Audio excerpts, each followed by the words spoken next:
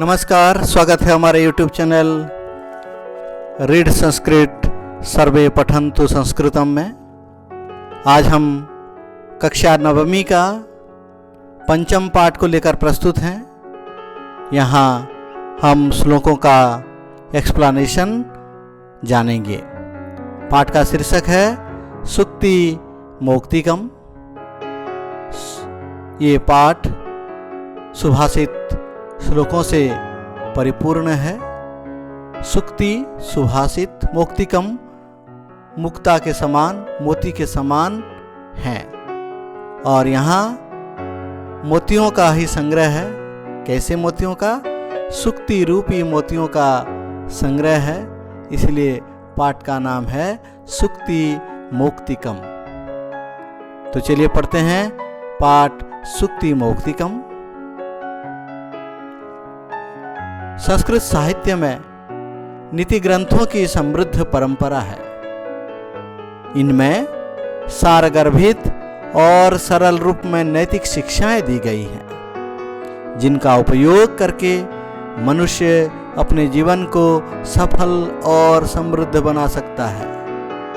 ऐसे ही मनोहारी और बहुमूल्य सुभाषित यहाँ संकलित हैं, जिनमें सदाचार यानी सदाचरण की महत्ता, प्रियवाणी की आवश्यकता, परोपकारी पुरुष का स्वभाव, गुणार्जन की प्रेरणा, मित्रता का स्वरूप और उत्तम पुरुष के संपर्क से होने वाली शोभा की प्रशंसा और सत्संगति की महिमा आदि विषयों का प्रतिपादन किया गया है। तो बहुत सारे अच्छे वचनों के बारे में यहाँ बताया गया है। विभिन्न प्रकार के जो नीति शिक्षा है, जो वैल्यू एजुकेशन है, ये इन श्लोकों के माध्यम से दिया गया है। तो चलिए पढ़ते हैं पाठ सुक्ति मौक्तिकम। प्रथम श्लोक। वृत्तम यत्नेन संरक्षेत वित्तमेति च याति च अक्षीणो वित्ततः क्षीणो वृत्तस्तु हतो हतः। मनुस्मृति से ये श्लोक लिया गया है। वृत्तम यत्नेन संरक्षेत। वृत्तम इति चरित्रम। चरित्र को यत्न से, प्रयत्न करके, प्रयास करके संरक्षित रक्षा करना चाहिए। अपने चरित्र की रक्षा अवश्य करना चाहिए। धन की रक्षा करने से कोई बड़ी फायदा नहीं मिलने वाली आपको। वित्तम एति च याति च। वित्तम यानी धन। धन तो मानव के पास जाता है, आता है। मानव के पास जाता है और मानव के पास से फिर दूर भी चला जाता है। वित्तम एति च याति च। वृत्तम यत्नेन संरक्षेत। धन की कोई आवश्यकता नहीं, धन आता जाता रहता है। लेकिन वृत्तम यत्नेन संरक्षेत। चरित्र को ध्यानपूर्वक रक्षा करना चाहिए, क्योंकि एक बार अगर चला गया तो और वापस आने वाला नहीं है। अक्षीणो वित्ततः क्षीणो वृत्तस्तु हतो हतः। वित्ततः क्षीणः अक्षीणः। धन दौलत से जो दुर्बल है वो वास्तव में दुर्बल नहीं है। वित्ततः, वित्त से कारण जो क्षीण मतलब जो दुर्बल हो गया हो, वो अक्षीण, वो दुर्बल नहीं है। धन से कोई दुर्बल नहीं होता है। धन चले जाने से कोई दुर्बल नहीं होता है। लेकिन वृत्तस्तु हतो हतः। वृत्ततः तु हतः हतः।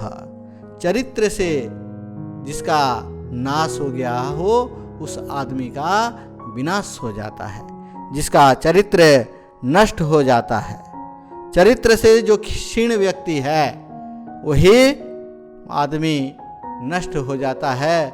इसीलिए चरित्र को कभी नष्ट होने नहीं देना है, अपना चरित्र को सुधार के रखना है। क्योंकि एक बार चरित्र अगर चला गया तो उस आदमी का विनाश हो गया, मान लीजिए, फिर से चरित्र और लौटने वाला नहीं है। धन तो आता है जाता है, धन से कोई अगर दुर्बल है तो उसको दुर्बल नहीं मानेंगे। नीति शिक्षा क्या है? अपना चरित्र को संभाल के बचा के रखना है, चरित्र ठीक रखना है। सेकंड श्लोक विदुर नीति से लिया गया है। श्रूयताम धर्म सर्वस्वम श्रुत्वा चैवावधार्यताम। श्रूयताम धर्म सर्वस्वम श्रुत्वा चैवावधार्यताम। आत्मनः प्रतिकूलानि परेषां न समाचरेत्। धर्म सर्वस्वम श्रूयताम। धर्मस्य सर्वस्वम, सर्वस्वम इति सारम, धर्म के सार को श्रूयताम सुनना चाहिए। सुनिए, श्रूयताम लोट लकार में प्रयोग है। धर्म सर्वस्वम श्रूयताम। श्रुत्वा च एव अवधार्यताम, खाली सुन लेना है क्या? नो, श्रुत्वा च एव अवधार्यताम, धर्म के सार को सुनकर उसको धारण कीजिए, उसको समझिए और काम में प्रयोग कीजिए, अपने जीवन में प्रयोग कीजिए। धर्म के सार को धर्मानुसार अपने जीवन को बदलिए, जीवन में प्रयोग में लाइए। आत्मनः प्रतिकूलानि परेषां न समाचरेत्। आत्मनः प्रतिकूलानि, खुद के जो प्रतिकूल हैं, खुद के लिए जो विपरीत हैं, खुद के लिए जो हानिकारक है, परेषां न समाचरेत्। परेषां कृते तादृशानि कार्याणि न करणीयानि। दूसरों के लिए वैसा काम नहीं करना चाहिए जो कि खुद के लिए हानिकारक है। खुद के प्रतिकूल जो काम है वो दूसरों के लिए नहीं करना है। इस रास्ते में जाने से मान लो कि हमें नुकसान होने वाला है तो दूसरे को रास्ता क्यों दिखाएंगे? आत्मनः प्रतिकूलानि परेषां न समाचरेत्। जो अपने के लिए लाभकारी नहीं है, जो अपने के लिए प्रतिकूल है, वैसा आचरण दूसरों के साथ नहीं करना चाहिए। समझ में आ गया? श्लोक विदुर नीति से लिया गया है। थर्ड श्लोक, ये 6 क्लास में भी आप लोग पढ़े होंगे। चाणक्य नीति से श्लोक लिया गया है। प्रिय वाक्य प्रदानेन सर्वे तुष्यन्ति जन्तवः, तस्मात् तदेव वक्तव्यम वचने का दरिद्रता। दूसरे ढंग से इस श्लोक को गा सकते हैं आप लोग। प्रिय वाक्य प्रदानेन सर्वे तुष्यन्ति जन्तवः, तस्मात् तदेव वक्तव्यम वचने का दरिद्रता। प्रिय वाक्य से प्रदानेन, प्रिय वाक्य का प्रदान करने से यानी प्रिय वचन बोलने से सर्वे जंतवः तुष्यन्ति, सभी जंतु यानी सभी प्राणी संतुष्ट होते हैं। किसको भला अच्छा सुनना पसंद नहीं है? अच्छे वचन सुनने से, अच्छे वचन अगर हम बोलते हैं तो सुनने वाले सभी प्राणी तुष्यन्ति, संतुष्टः भवन्ति, खुश होते हैं। तो क्या करना चाहिए? प्रिय वाक्य बोलना चाहिए या नहीं बोलना चाहिए? उसका उत्तर दिया गया है। तस्मात् तदेव वक्तव्यम वचने का दरिद्रता। इसीलिए तदेव वक्तव्यम, वही प्रिय वचन को ही बोलना चाहिए। वचने का दरिद्रता, वचन, मीठे वचन बोलने से कोई दरिद्र हो जाएगा क्या? कोई गरीब हो जाएगा मीठे वचन बोलने से? कभी नहीं होगा। इसीलिए मीठे वचन में कंजूसी क्यों? मीठे वचन बोलिए। समझ में आ रहा है? प्रिय वाक्य प्रदानेन सर्वे तुष्यन्ति जन्तवः, तस्मात् तदेव वक्तव्यम वचने का दरिद्रता। वचन में कोई दरिद्रता, कोई कंजूसी नहीं करनी चाहिए। सत्यम ब्रूयात् प्रियम ब्रूयात् मां ब्रूयात् सत्यम अप्रियम, उपनिषद वाक्य भी याद रखिए, 7th में पढ़े थे सदाचार पाठ में। इसलिए प्रिय वचन अवश्य बोलना चाहिए। तदेव में संधि विच्छेद, तत् प्लस एव, तदेव तृतीय वर्णादेश है। जंतवः उकारांत पुलिंग शब्द जंतु, साधु शब्द जैसे साधवः जंतु का, जंतवः दरिद्रता में दरिद्र प्लस तल प्रत्यय दरिद्रता। सुंदर से सुंदरता, दरिद्र से दरिद्रता, मधुर से मधुरता, एक से एकता, तल प्रत्यय।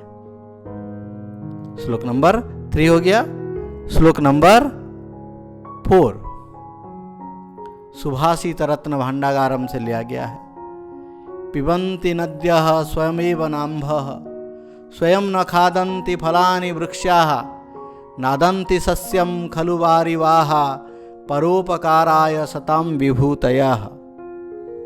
नद्यः स्वयमेव अम्भः न पिबन्ति, नदियाँ स्वयं ही अम्भः न पिबन्ति, खुद ही, अम्भ मतलब जलम, न पिबन्ति। नदियाँ क्या खुद अपने पानी पी जाते हैं? कभी नहीं। नद्यः स्वयमेव अम्भः न पिबन्ति। उसी प्रकार वृक्षाः स्वयं फलानि न खादन्ति, पेड़ अपने फल खुद नहीं खाते हैं, दूसरों को प्रदान करते हैं। 6 में पढ़े थे आप लोग वृक्षा चैप्टर में। पिबन्ति पवनम जलम संततम साधु जना इव सर्वे वृक्षा। हवा और पानी केवल पान करते हैं, फल तो लोग पान करते हैं, दूसरों को दान करते हैं पेड़, इसीलिए सज्जन के समान है पेड़। पिबन्ति पवनम जलम संततम साधु जना इव सर्वे वृक्षा। पेड़ अपना फल खुद नहीं खाते, नदियां अपना पानी खुद नहीं पीती हैं। नादन्ति सस्यम खलु वारिवाः, खलु वारिवाः सस्यम न अदन्ति, अदन्ति इति खादन्ति, न अदन्ति नादन्ति न खादन्ति। वारिवाः इति मेघाः, वारिवाः मतलब मेघः, अम्बुदः वारिदः वारिवाः मेघः सब पर्यायवाची शब्द है। वारिवाः इति मेघाः स्वयं सस्यम खलु न खादन्ति, खुद सस्य को, अनाज को नहीं खाते हैं। बारिश होने से फसल अच्छे होते हैं, तो क्या बारिश जो बादल है, जो मेघ हैं, वो क्या सस्य खा जाते हैं? नहीं, दूसरे लोग उसका लाभ उठाते हैं। परोपकाराय सतां विभूतयः, सतां सज्जनानां विभूतयः परोपकाराय भवति। सज्जनों का जो विभूति है, धन दौलत है, संपत्तियां हैं, वो किसके लिए होता है? परोपकार के लिए होता है। ये 3 उदाहरण से आपको स्पष्ट कर दिया गया कि सज्जनों का जो धन दौलत है वो दूसरों के लिए होता है। नदी का पानी दूसरों के लिए होता है, परोपकार के लिए। फल के, पेड़ के फल दूसरों के लिए होता है, और मेघ से जो फसल होते हैं, अच्छे फसल होते हैं, वो भी दूसरे लोगों के लिए होता है। सज्जन अपने लिए धन दौलत इकट्ठे करके नहीं रखते हैं, वो परोपकार के लिए होता है। सज्जनों का जो धन दौलत है, विभूति मतलब यहाँ संपत्ति, धन दौलत किसके लिए होता है? परेशान उपकाराय, परोपकाराय इति परेशान उपकारः, परोपकारः तस्मै इति परोपकाराय, सताम इति सज्जनानाम। नादन्ति न प्लस अदन्ति, अद धातु मतलब भक्षणे, अदन्ति मतलब खादन्ति। तो यहाँ परोपकार करना चाहिए।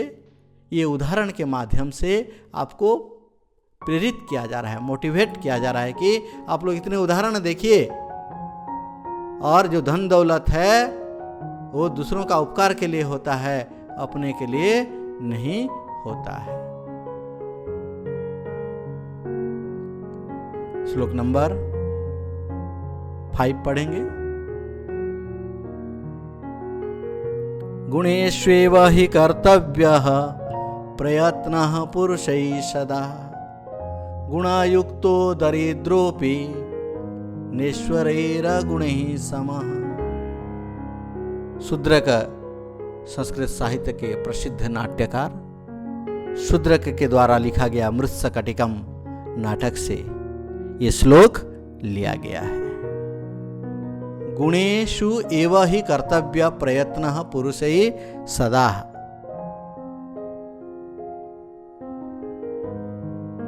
हि पुरुषैः सदा गुणेषु एव प्रयत्नः कर्तव्यः।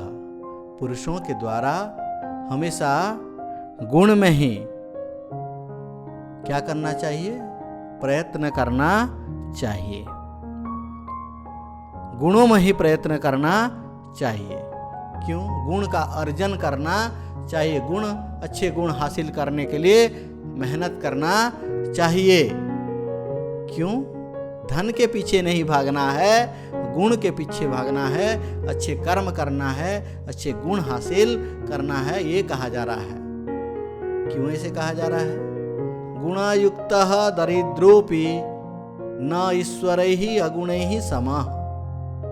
गुणवान दरिद्र व्यक्ति, गुणवान गरीब व्यक्ति, ईश्वरैः अगुणैः समः न,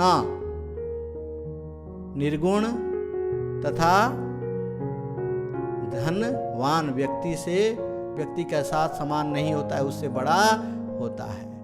न ईश्वरैः अगुणैः समः। ईश्वर मतलब ऐश्वर्य संपन्न है लेकिन अगुण है, निर्गुण है, गुणहीन है, तो उसके साथ ये गुणवान दरिद्र समान नहीं होता है, उससे बड़ा होता है। दो प्रकार का व्यक्ति, एक जो कि गुणवान है और गरीब है, और दूसरा जो कि गुणहीन है और अमीर है। दोनों बराबर नहीं हो सकते। तो बड़ा कौन होगा? जो गुणवान है और दरिद्र है। भले ही दरिद्र हो लेकिन गुणवान हो, उसका स्थान ऊंचा रहेगा। दोनों समान नहीं हो सकते। गुणायुक्तः दरिद्रः अपि नश्वरैः अगुणैः समः कहा गया है। ईश्वरैः अगुणैः समः न। जो कि अमीर हो लेकिन निर्गुण हो, उसके साथ समान नहीं होता है, उससे बढ़कर होता है। इसलिए हमें धन के पीछे नहीं भागना है, गुण के पीछे भागना है, गुण, अच्छे गुण हासिल करना है। मृच्छकटिकम से ये श्लोक लिया गया है। श्लोक नंबर 6 पढ़ेंगे। बहुत ही बढ़िया श्लोक है। श्लोक नंबर 6 नीति शतकम के द्वारा, नीति शतकम से लिया गया है। नीति शतकम किसके द्वारा लिखा गया है? शतकत्रयम भर्तृहरि के द्वारा लिखा गया है नीति शतकम, तो उसी से लिया गया है ये श्लोक। इसमें सज्जन की और दुर्जन की मित्रता कैसी होती है, उदाहरण के माध्यम से, बहुत ही सुंदर उदाहरण के माध्यम से बताया गया है। आरंभ गुर्वीक्षैणी क्रमेण लघ्वी पुरा बुद्धिमतीश्च पश्चात् दिनस्य पूर्वार्ध परार्ध भिन्ना छाएव मैत्री खलसज्जनानाम्। आरंभ गुर्वी क्षैणी क्रमेण लघ्वी पुरा वृद्धिमती च पश्चात् दिनस्य पूर्वार्ध परार्ध भिन्ना छाएव मैत्री खलसज्जनानाम्। दिनस्य पूर्वार्ध परार्ध भिन्ना छाया इव। दिन के पूर्वार्ध और परार्ध में सुबह और आफ्टरनून में। जिस प्रकार छाया, परछाई, हमारी छाया, हमारा शेडो जिस प्रकार भिन्न मतलब अलग अलग होता है, उसी प्रकार खलजनों का यानी दुर्जनों का और सज्जन की मित्रता भी अलग अलग होती है। मित्रता का यहाँ उदाहरण प्रस्तुत किया जा रहा है। जिस प्रकार दिन के फोरनून में और आफ्टरनून में जिस प्रकार परछाई, हमारी परछाई जिस प्रकार अलग अलग होती है, उसी प्रकार सज्जन की मित्रता और दुर्जन की मित्रता अलग अलग होती है। कैसे होती है? परछाई से मित्रता का क्या संबंध है, आप लोग सोच रहे होंगे। उदाहरण है ये, बताया जा रहा है कि आरंभ गुर्वी क्षयणी क्रमेण, पहले तो बहुत बड़ी होती है लेकिन धीरे धीरे कम हो जाती है, क्षयणी, क्षय हो जाता है। लघ्वी पुरा वृद्धिमती च पश्चात, पूरा मतलब पहले छोटी होती है, बाद में बड़ी हो जाती है। तो पहला वाला जो बताया गया है वो खल लोगों का, दुर्जनों की मित्रता के बारे में बताया जा रहा है कि आरंभ गुर्वी क्षयणी क्रमेण, पहले तो बहुत बड़ी होती है उनकी मित्रता। जिस प्रकार दिनस्य पूर्वार्ध, दिनस्य पूर्वार्ध में जिस प्रकार हमारी परछाई होती है, दिन के पूर्वार्ध में हमारी परछाई कैसे होती है, पहले बहुत बड़ी होती है फिर धीरे धीरे छोटी हो जाती है।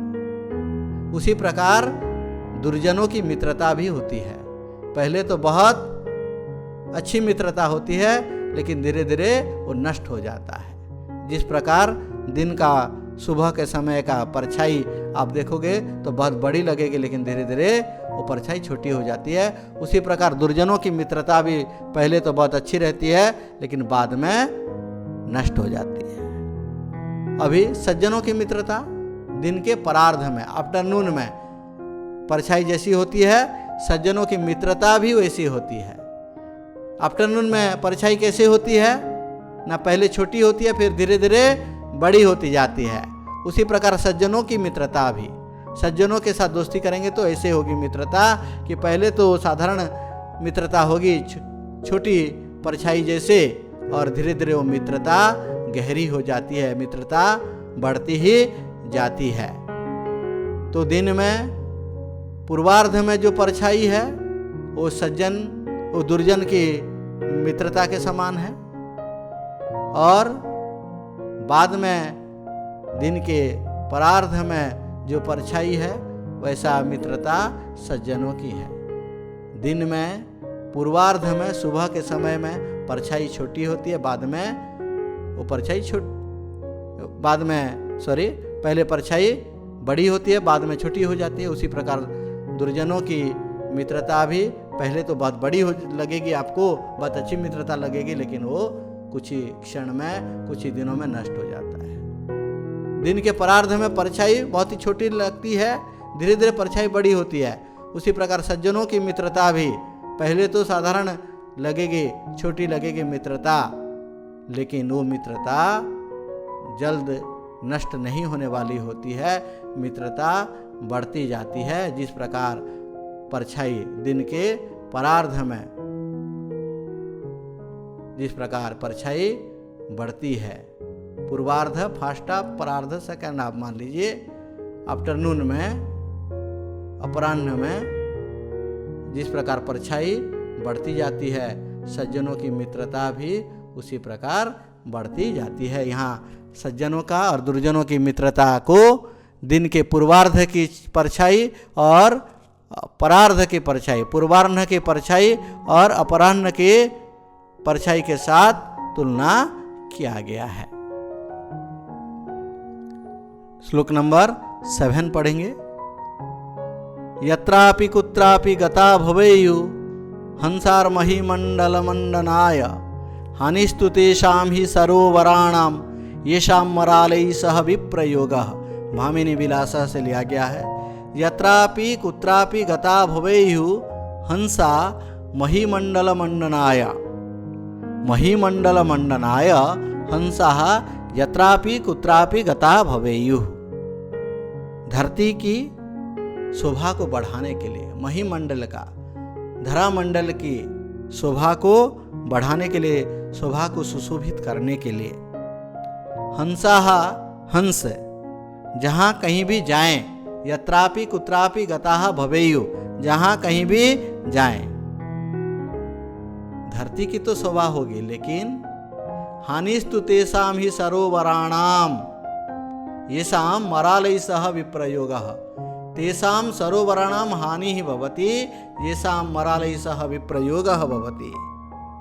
उन तालाबों की नुकसान होता है जिनका मराल ही इति हंस ही पर्यायवाची है, हंस ही का पर्यायवाची मराल ही, जिनका हंसों के साथ विप्रयोग यानी विच्छेद, हंसों से जिनका विप्रयोग होता है, जिनका विच्छेद होता है, उन्हीं तालाबों की नुकसान होता है। अर्थात जिस तालाबों से हंस दूसरे जगह चले जाते हैं, उसी तालाब की शोभा कम हो जाती है, उस तालाब की हानि होती है।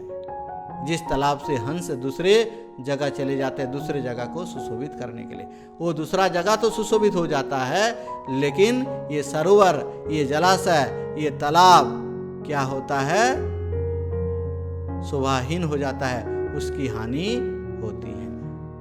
कहने का मतलब, एक जगह से जहां चले जा रहे हैं, उस जगह की सौंदर्य हानि हो रही है, भले ही दूसरी जगह की सौंदर्य वृद्धि हो रही है। एक उदाहरण मैं प्रस्तुत करूंगा इस श्लोक के माध्यम से, श्लोक के प्रसंग में, कि भारत में पढ़े लिखे बहुत लोग विदेश चले जाते हैं और विदेश की शोभा को बढ़ाते हैं, विदेश में कामकाज करते हैं, तो वहाँ उसकी जगह की शोभा को बढ़ाते हैं, वहाँ का महत्व को बढ़ाते हैं, लेकिन भारत से तो उनका विच्छेद हो रहा है। भारत से विच्छेद होने की वजह से भारत का ही नुकसान होता है,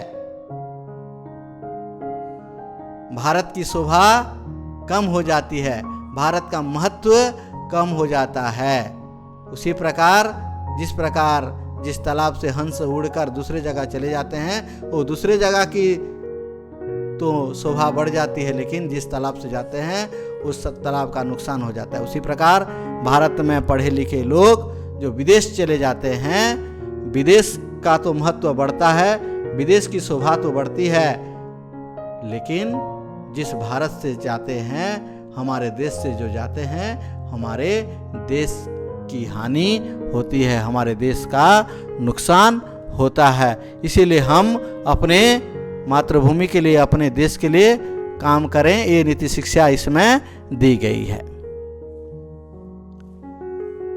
लास्ट श्लोक, ये श्लोक आप लोग क्लास 8 में भी पढ़े थे, सुभाषितानी जो प्रथम पाठ था उसका प्रथम श्लोक था, ये भी आप लोग पढ़े हैं पहले से, फिर भी समझ जाइए।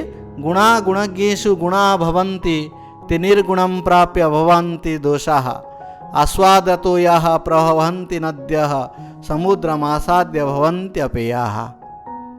इसको सस्वर गान कर सकते हैं।